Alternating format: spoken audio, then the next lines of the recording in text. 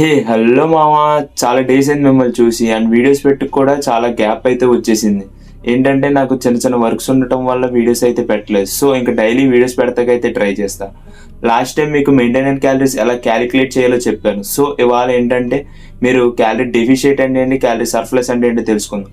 Calorie surplus అంటే ఏం కాదు మా, ఇప్పుడు నువ్వు తినే మెయింటెనెన్స్ క్యాలరీస్కి ఒక 200 క్యాలరీస్ ఆర్ 300 క్యాలరీస్ పెంచితే దాన్ని క్యాలరీ సర్ప్లస్ అంటారు. ఇందులో ఏంటంటే మీరు మెయిన్గా వెయిట్ గెయిన్ అవుతారు అండ్ మీ మజిల్ కూడా గెయిన్ అవుతుంది. సో ఈ వెయిట్ గెయిన్ ప్రాసెస్లో ఏంటంటే మీరు హెవీ క్యాలరీస్ తీసేసుకోకూడదు, జస్ట్ 200-300 అలా స్లోగా పెంచాలి.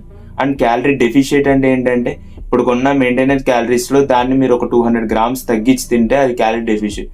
ఇందులో ఏంటంటే మీరు ఫ్యాట్ లెస్ అవుతారు అండ్ వెయిట్ కూడా లాస్ అయిపోతారు.